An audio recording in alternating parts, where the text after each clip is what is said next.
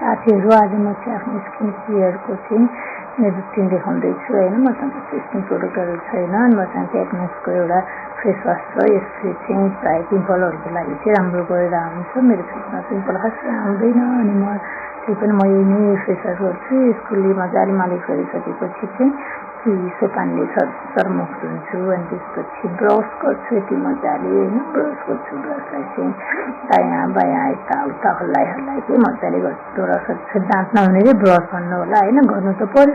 अनि त्यसपछि एउटा फेस टावल लिन्छु र मजाले ढ्याप ढ्याप गरेर फेस धुन्छु। त्यसपछि मसँग त्यो डक्टर रेसलको एउटा भिटामिन सी छ अनि त्यो भिटामिन सी चाहिँ मजाले लगाउँछु होइन। यसरी भिटामिन सी लगाइसकेपछि चाहिँ मजाले हल्का हातले त्यस्तै मजाले मसाज गर्छु सबैतिर।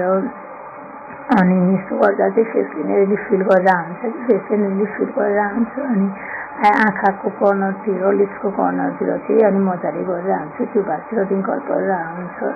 अनि यति गरेर मजाले 4-5 मिनट त्यसरी मसाज गरिसकेपछि मसँग चाहिँ मोइस्चराइजिङ चाहिँ बेबीको छ, बेबी क्रिमवाला त्यो बेबी क्रिमको मोइस्चराइजर छ। म त्यो मोइस्चराइजर लगाए चाहिँ अनि एकछिन त्यसले पनि मजाले स्किनलाई मसाज गरेर आउँछु कि यस्तो मजाले आनन्दले चाहिँ म त्यसलाई मसाज गरेर आउँछु। अनि मसाज गरिसकेपछि चाहिँ अनि एकैछिन आनन्दले त्यो के भन्छ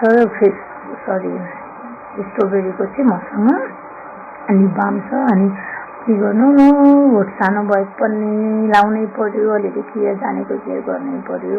अनि त्यो लिप बाम मजाले ओठमा लगाउँछु र छोडिदिन्छु। त्यसरी ओठमा बेलुकामा लिप बाम लगाएर सुत्दा चाहिँ ओठहरू नरम भइरहेको हुन्छ कि बिहान आउँदा। अनि यति गरिसकेपछि चाहिँ म सबैलाई गुड नाइट भन्न चाहन्छु। अनि आफूसँग जे छ जस्तो छ त्यतिले नै फेस केयरहरू चाहिँ गरिरहनु गर्नु होला। अनि मेरो च्यानललाई लाइक सेयर र कमेन्ट गर्नु होला। मलाई चाहिँ धेरै साथ सपोर्टको आवश्यकता छ। अनि मेरो युट्युब च्यानलमा गएर पनि सब्सक्राइब गरिदिनु होला भन्दै